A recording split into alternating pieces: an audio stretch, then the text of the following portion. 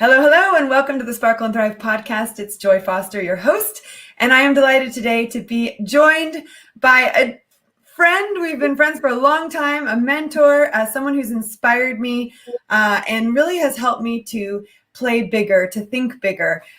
So welcome to the show, Sherry Coutu. I'm so delighted that you're here.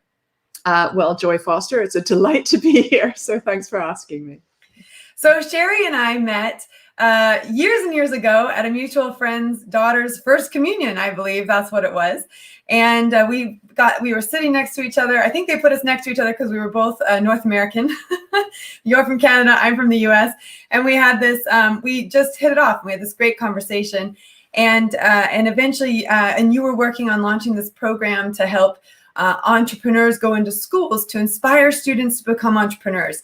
And I ended up volunteering for a little while, helping you do that. And then I came on as one of the very first employees in that organization and was a big part of building that up. And now it's on its own and running off, and it's crazy. It's amazing the work that you're doing there.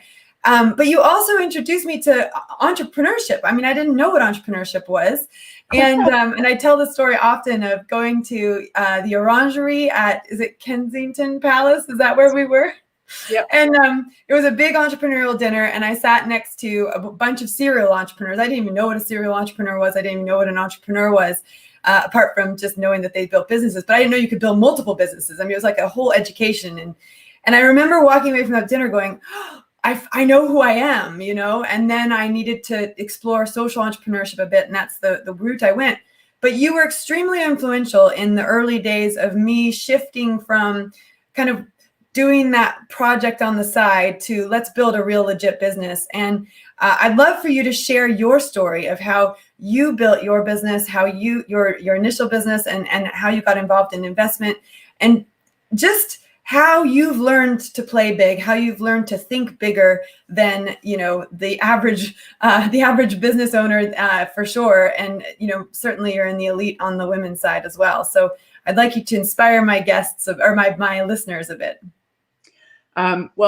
Thanks, Joy. Well, you mentioned I'm Canadian. I grew up in a logging town, a lumber town in Canada.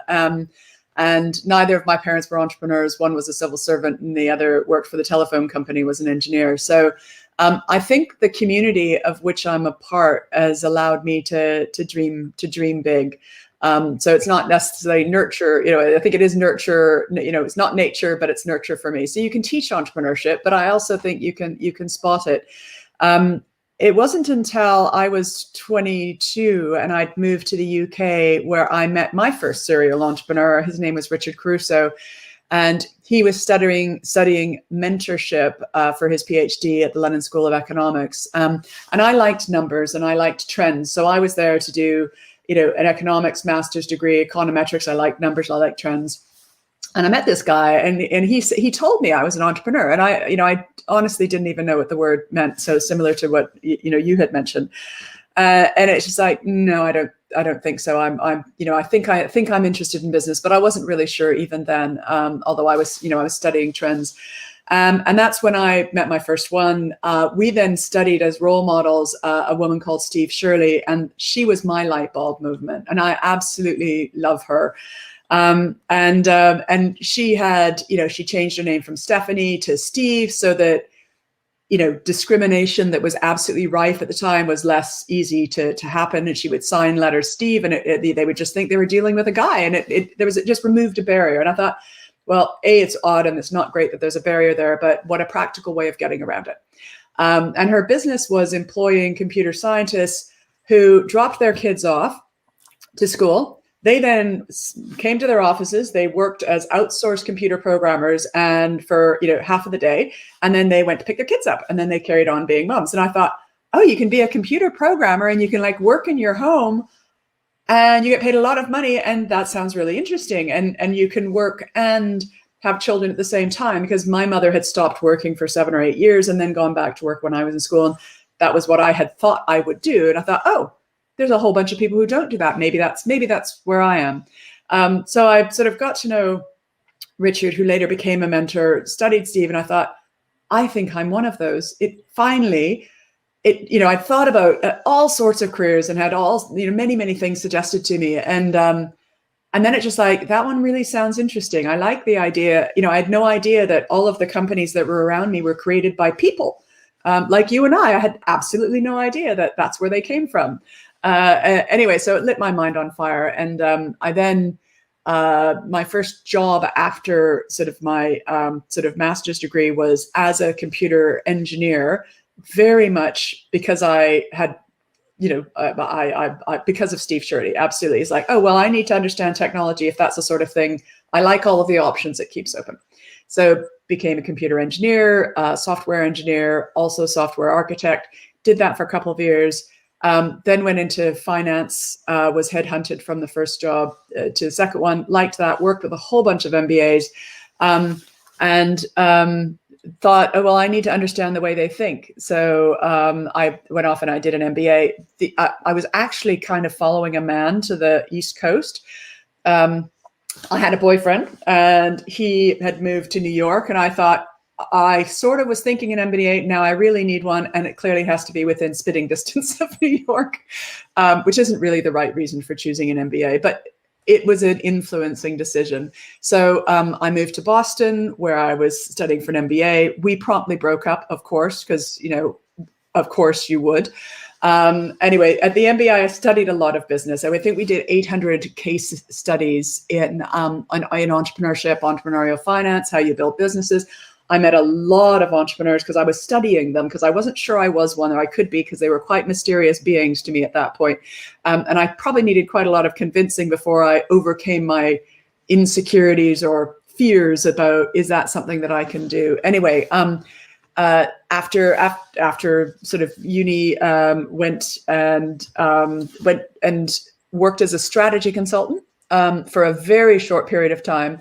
And then one of my friends from business school was starting up a company, and it was very related to some of the stuff that I had done when I was the engineer beforehand, working for a big consulting company. And I absolutely jumped on it. It's like, yeah, I'd absolutely love to, because I knew that I could do the thing that they needed me to do, because I'd done it, but for a big company before.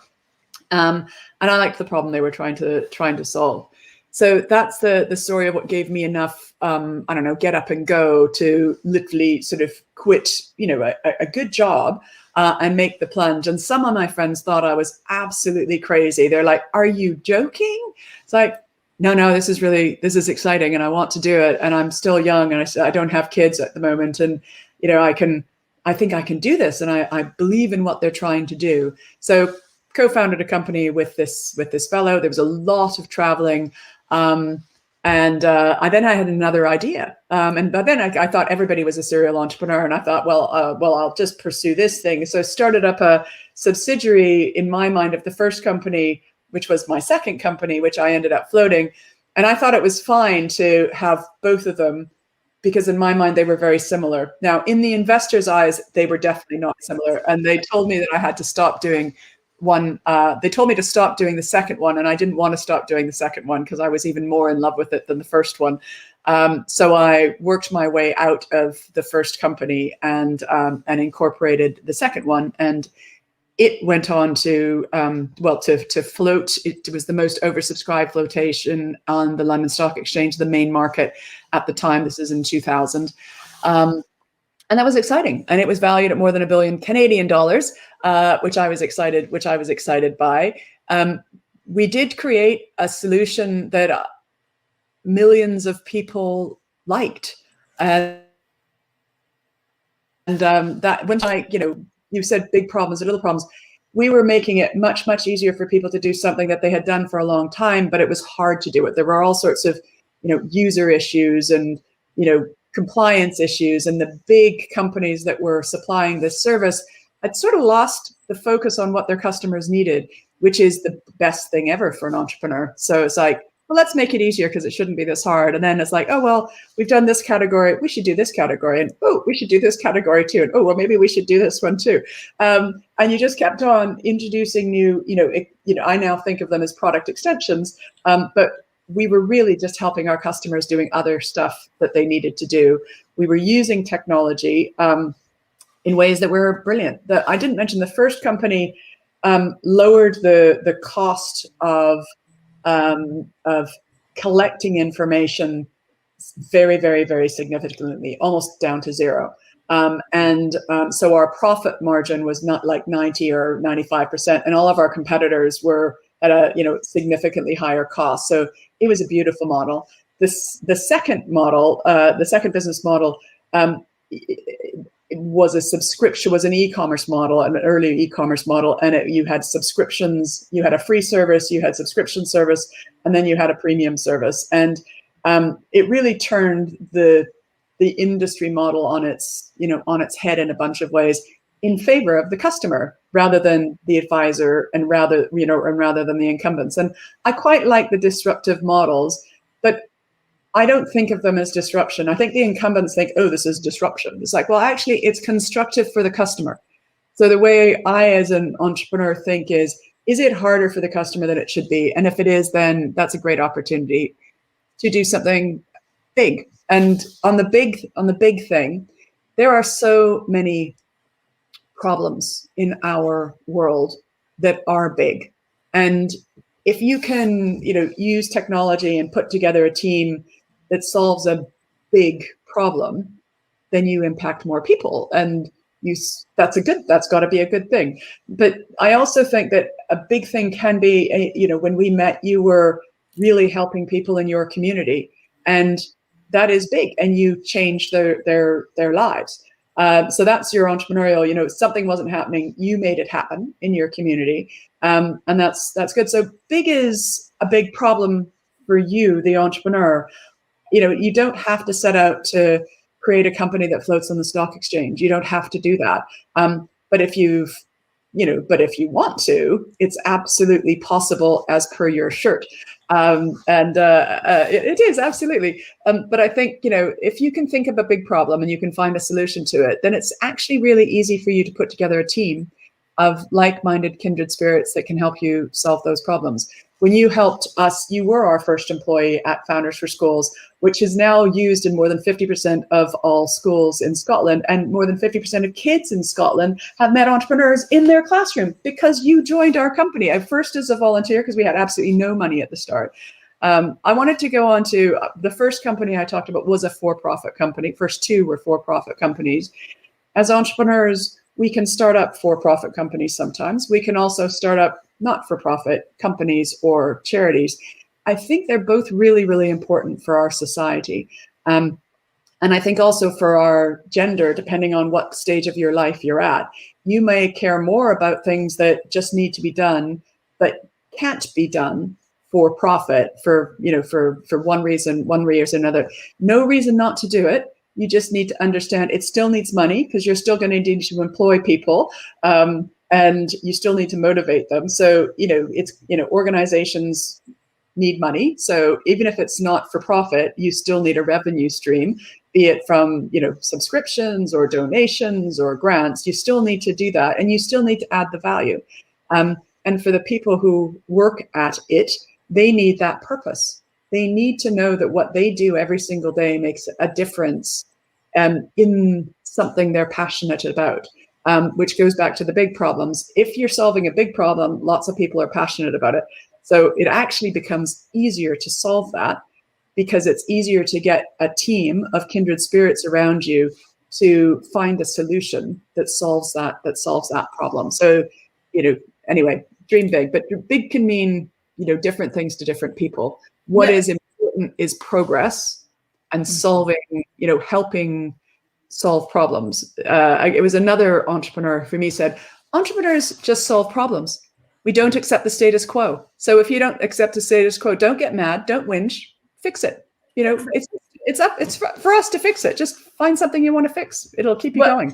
You've made some incredibly powerful points here. And I think we have talked about big being relative, which I think is really important for people, because actually, if you go back to what I was doing in 2008 to 2009, it felt big at the time compared to what I'm doing now, even though relatively they're different. I think it's what's interesting is to hear your journey, because we're talking, this is a couple decades of progress, right? So what you're saying is when you were in your 20s and now you're a little bit more mature, And in those decades, you have been able to build on that. And I think that's the other thing, is perspective. You start out with an idea, a kernel, a seed, and then it builds. There's a well-known proverb that says, the best time to plant an oak tree was 20 years ago. The next best time to plant an oak tree is now. So I think that's something that we can take away. You touched on a couple things that I want to expand on a little bit. Number one, a little bit of our audience is still getting familiar with different terms like floating and margin. So I just want to clarify that. So floating is when you put your company on the stock market and it's publicly invested in. And margin is actually the difference between what it costs to make it and what you actually make. So, it's your profit, basically, effectively. And so not a lot of people fully understand that. And that's one of the things that we're trying to do with the podcast is explain a little bit of the terminology, help people to understand that. I know for sure when I did my first business course and they talked about your exit strategy, I was like, I didn't even know there was such a thing as an exit strategy. You could actually leave your company at some point, selling it or, whatnot. So I think it's really important to start introducing these terms to women to get them to understand what they mean. And you've been an investor, you've been an entrepreneur, you have done nonprofit, you've done for-profit. So you've experienced all these things. You've sat on the stock exchange board. You've just done all these amazing things and you've got all this experience. One thing you touched on a couple times, which I think is a very scary point for most women, is, in my experience, and it was my own experience as well, is hiring people. A lot of women, you said a couple times, when you're building something, you're going to need money and you're going to need a team. And I think a lot of women choose to go down the freelance route, and I'm just going to do this, exchange time for money, and then it's going to fit around my kids. Or I'm going to get a job and work for somebody else and it's going to fit around my family. And that's where a lot of women sit. And there's nothing wrong with that. And it's a wonderful place to be. But then there's a part of some women, like for me, where you go, actually, I'm ready for something bigger. I'm ready for a team. I'm ready for, to move forwards, to build something that's bigger than myself. And that's the tricky bit, is going from being that freelancer, time for money, or working for somebody else, time for money, to let's build something bigger than myself. And we know the statistics. Women's companies do not get the investment that they need, but they're also not asking for the investment they need. So talk to the audience about what that's like to raise money, what that's like to invest money, and also why it's important for women to move down that route if they want to go beyond the freelancing solo, I guess, so the solo freelancer, employee. Okay. Well, I think we go through different stages. So you often start out, let's say between age 20 and 30, where you would choose to work for somebody else because it's easier and you've got other stuff going on. You're in a fairly social part of your life then. If you think 30 to 40, and I'll think the statistics from LinkedIn tell us that every person will have 25 different jobs in their life between graduation and retirement. Now, sometimes those jobs are self-employed, sometimes those jobs are working for other people, and sometimes those jobs may be working in a company that you formed. But in that, you've got 7 different identifiable career themes over a normal average life. So you could start out freelance because it's super convenient, super flexible, and it allows you to work lots of things over it. And then you move into a different thing. So you're going to have, it's like a cat with 9 lives. Most people have 7 lives, 7 career lives. So you just you may be starting and you don't know that you're going to have 7, but you're going to have 7. You're going to have 25, you're going to be clumped into 7 on average. So there have been times in my past, so when I started out, I was an employee, I was a consultant. I liked it. I was a tiny cog in a giant machine. I learned a lot of different things. I then moved to a company, not as a consultant, but a company. It was the TV company. And it was a fairly small company compared to the huge consultancy. And that was like stage 2. Then I went into the entrepreneurial starting things up phase. And I'm still starting things up, actually. I still love starting things up. There's still problems that need to be solved that nobody else seems to be solving. So this is this terrible trigger for me if I get grumpy and nobody else is doing it. If somebody else is doing it, then sometimes I choose to invest, which is a good trigger for me. It's like, that's a problem I really think needs to be solved. And let's see about this person. And, you know, if they need money, and I do, because if I've been successful as an entrepreneur, I you know, have made some money because of the exits, because of selling companies and floating companies.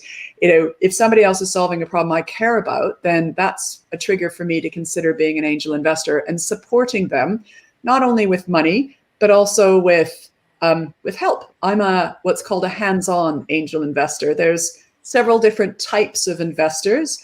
You've got angels, which is usually you start with an angel, and then you've got institutional investors, and those are people who work for companies, who raise money to invest in companies. And I'm also an investor in some investment companies that pay people to do that, but again, they're professional investors. And then there's big asset management companies that make investments in public companies, which again have been floated on a stock market where you sell a chunk and hundreds, if not thousands of people buy shares in them. So we'll talk about angel investor because the first, you know, if you're going to expand, it could be an angel investor that you come to. And if you understand them, they want you to be successful. That's all they want, because you're solving a problem that they may not have time to solve, but they still want solved, and they'll have some money. So they're happy to part with it. And you part with the money and you invest, you come away as an angel investor owning a portion of that company.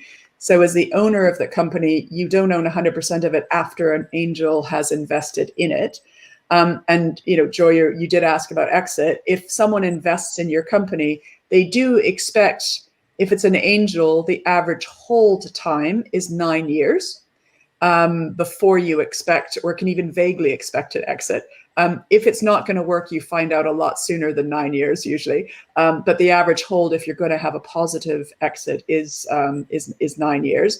And you work with the entrepreneur. You know, Joy, you work with your investors, and they help you do things. And what I often help is with strategy or with finance, because I'm really very good with numbers. And I also love product because I love technology. So as an investor, I'm either there to help troubleshoot or help navigate a financing, or I'm usually obsessed somewhere about the product. And it's like, is it doing what it should for the customers? You know, are you doing enough customer testing? Can you talk about your user focus groups? What are they saying? You know, what do you need to do to your product to outpace, you know, these guys? And it's really helping someone navigate a space. And I love doing that as an angel. I absolutely love doing that. Slightly different than running your own thing. And I went for, when I after I sold the second company, which was Interactive Investor, I went through a phase because I had been working so hard as a chief executive for so long, and it corresponded to having my third child. I went through a break of, I'm going to be an angel investor because it's part-time at a whole bunch of things. And it's hugely flexible. So instead of working full-time at something that I'd started, it's like, I'm just going to dabble and help other people do other stuff, because it means I can do I can do the school run. I can do this. I can have that time and that space to think. So for me, being an angel was basically taking on a bunch of part-time roles. And I love doing that, but it's not quite as adrenaline giving and as exciting as starting up your own thing and working with people to do something worthwhile. So you saw at the tail end, again, of that phase, I was an angel investor in for-profit things, but I started at Founders for Schools, where we worked with tens of thousands of volunteers. And the volunteers loved going to talk in schools about their businesses. And they could see the kids' eyes light up and just realize at the age of, 6, 7, 8, 9, I might be an entrepreneur, as opposed to, you were, I was 21, you were a little bit older than that when you sort of had that, I might be one of those, and really understanding how the world works, which is people starting up companies, running them for some period of time, sometimes a lifetime. There's many, many family-run businesses where there's no exit, and they don't want there to be an exit, and those are great companies. And then there's some, if you get outside investors, where 10 to 15 years in, somebody expects there to be an event so that they can get a return on their investment. That's kind of the way the world sort of works.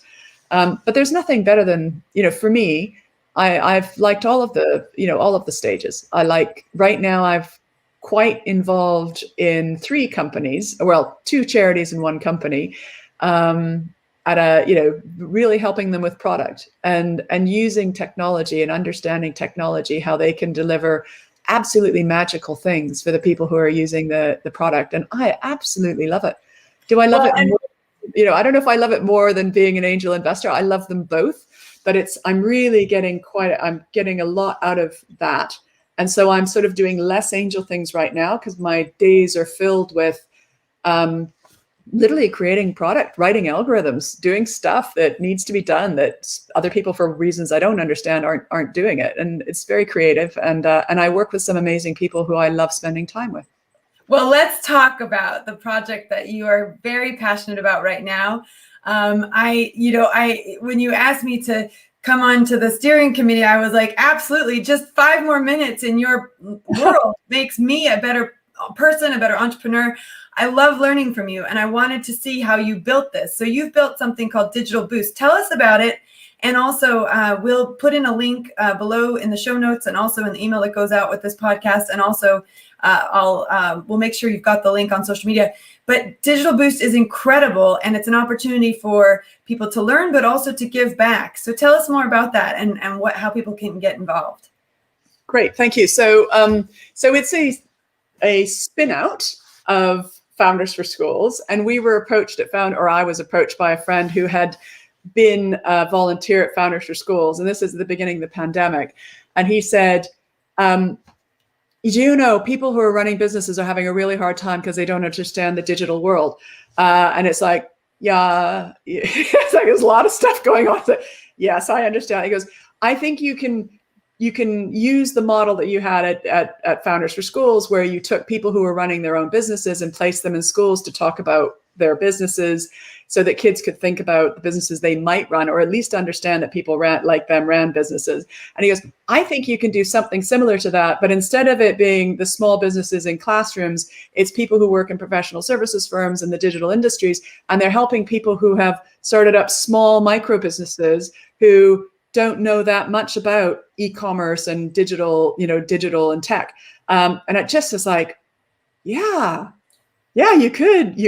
That's a great idea. And it's like, it wasn't my idea, but it was a really brilliant idea. And it was just like, okay, well, let's see what we'd have to do. So I sort of put my engineering hat on and thought, well, it's still just matching, so we need instead of, saying you need to talk about, I don't know, the creative industry, you need a different taxonomy. So we analyzed all of the different bits of digital that you needed to make a business work if you were a small business. And there are 12 big categories, but 55 subcategories. So we came up with a taxonomy that allows us to do matching. We put together a website with a matching engine, and we asked volunteers. We did a prototype, so we saw if it worked first, and sort of put something pretty quick together just to see if it worked. We asked a bunch of professional service people. We literally had thousands sign up in days. It's like, would you like to help little companies? Volunteering your time, you're not going to make money from it, but you can help someone in the community understand a lot more than they do. Are you willing to do that? And again, lots immediately. And we wanted to know what they were expert at. So we asked them to sort of fill out a tiny form and say, I'm expert at, cybersecurity or social or, maybe live Facebook things. Again, I'm trying to remember how many expertise that you've signed up to, Joya, and you've probably got 8 or 9 expertises that you've signed up to. But people tell us when they come on what they can advise on. And then people, when they come to us, they're working for a small business, say, today, I want to understand, how I do social media, or I want to understand that. And we just got it working. So someone comes on, they say, I need to understand social media. We search through our catalog of people, but they're people rather than products. And we find one, or we look through it, we display it on a screen, and you can see a bunch of people, and you choose the one that you want.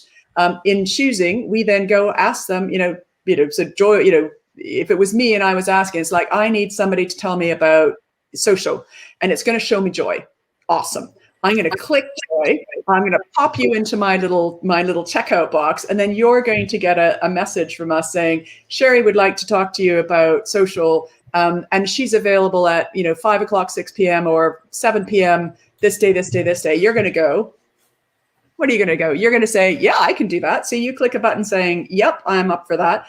And then you have a little video conference a couple days later, and you've sorted out my problem. And it's simple for you. You don't have to do any prep for it, because generally, you are an expert in this, but you're just helping somebody who's not yet an expert understand something that you understand deeply. So the hunch was people would be generous and they'd be willing to spend an hour of their time with somebody on a specific subject, talking about, just helping them figure out what they need to do.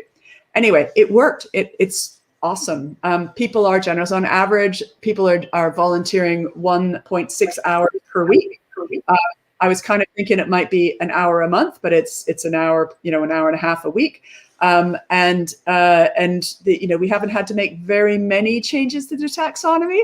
We've added on HR and CRM, and one other thing, we underestimated something. Again, we kind of missed a category accidentally, but people were very helpful. They kept on asking us like, oh, we missed something. So we've adjusted it, but generally it seems to work. We have 60% of the people that are coming to us are women, and they're micro businesses. And I love that. We all need to learn. There's lots of things. I even use it. There's some HR software we were trying to figure out. It's just like, I wonder if I can use my own service for that. So I went and found some expert in something that, HR software. And again, the guy was amazing. And it allowed us to make a decision the next day, because it gave me the confidence to make a decision. So I recommend it to you. I absolutely love it. It's there to help millions of people. If you're running a small business and you don't know something, don't let it stop you. Come to Digital Boost. That's it was put there. There's lots of generous people like Joy and everybody she knows, and and everybody they know. And again, Joy, you have mentored a number of times, and I do know that your ratings are very high. So, but they aren't very high, or they are very high. They are very high. You're getting 10 out of 10. You're being rated 10 out of 10, which is awesome. And you will see. You need to get up to 4 before you get to see yours. But I know, I have special ways of telling what people think of you, and you are very highly rated, which is awesome. But you do it. You like doing it. So just explain why someone would volunteer the time, because you are, again, we were wondering if there were enough people like you who would spare an hour to somebody who didn't know that much. But talk us through what you get for it. Why? Yeah, so I've been trying to do an hour a week. It's not worked out so well for me. I've been doing 1 hour a month. I'm probably more I'm still in that startup scale up phase of my business. So I'm all out all the time. But what I will say is I've had some great conversations with people who are trying to figure out if social is going to work for them and what social they would use. I had a conversation about Facebook ads, about online membership. I mean, I think what I love the most is getting, just being able to answer questions for someone and maybe create a quick pathway to them to move forwards. And one thing I started doing was just creating a Google Doc, which I started using when I started working for you, where I just, because there's a lot of information, it's almost, sometimes it can be a little bit like a fire hose. So I just capture the information as I'm going through it. And then I say, do you want me to send you the document so you can kind of revisit it later? And I think that's been working really well for people, because, experts have a lot of knowledge. And then sometimes they give that knowledge to people who don't have that expertise, and it can feel very overwhelming. So I think what I'm learning to do is make sure that I try and keep the conversation to what 1 or 2 problems could we solve in this call, rather than here's all the knowledge I have and, go run with it. So our 90-day transformational program is called a 90-day transformational program for a reason, because it takes 90 days to even get all that information out. But what's great is that I can help someone, like I was helping a gal who runs a hotel, a seaside hotel. I've had a couple of the tech pixies jump on and find me because they know I'm hard to get a hold of in terms of actually getting some time with me. So it's been a wonderful service. And I do think I've recommended it heavily to our program. And in fact, we've got a live listener right now who says, I know that this is the support I need. I'll be in touch with Digital Boost very soon. Thank you, Joy, for bringing Sherry to my notice. And, that's why you're here, Sherry. And there'll be hundreds, if not thousands of people who listen to this podcast, watch this video, and get that information. So I know you've got to go, but I want to say thank you so, so much for your time. Yeah, go for it. So it's not just the one-to-one mentoring. Also, we recorded a session that you gave where you had a workshop. And there's workshops too where if you've got a couple people working with you or even volunteers, you can bring them to those sessions. So we design sessions, again, it's been created with small businesses in mind, but your team, often you have to help them. So it could be a mentoring session, could be a workshop, come to both. It's there to help you move on. And if you're, it's not sleeping at night because something's on your mind, that's when you should reach out to Digital Boost, because I'm sure we can help you. I'm absolutely certain of it. And Joy, it is such a joy, no puns intended, to see you absolutely thriving. Again, with Tech Fixies and all the hats that you're wearing. And thank you for being a member of our community, and for being my friend, because it's great to know you, and a privilege to know you. Well, I just want to say thank you back. You've been extremely influential in my career, and it's wonderful to get to know. You said in the beginning, Dame Stephanie Shirley, who I absolutely love. I've read all of her books. I've met her in person. She's, I totally get that. But you need people in your life like Dame Stephanie Shirley, Steve, like you, people who say this is possible. Anything is possible. And I think we'll just close on this. Anything is possible if it's what you love. Anything is possible if it's solving a problem that you'd love to solve, the problem. And I remember when I was a kid, my dad said, you can be anything, you can do anything. And I used to say back to him, well, I can't be a professional basketball player. And actually, the more I think about that, the more I think the answer back should have been, do you want to be a basketball player? Yeah. So I think it's like anything is possible, but it's possible if you want to do it. It's possible if it's in your DNA to do it. And we all have something in our DNA. We all have something in our heart of hearts that says, this is what I'm supposed to do. This is what I'm meant to be doing. And hopefully you can discover that by listening to the podcast, by joining our programs, by getting involved in Digital Boost.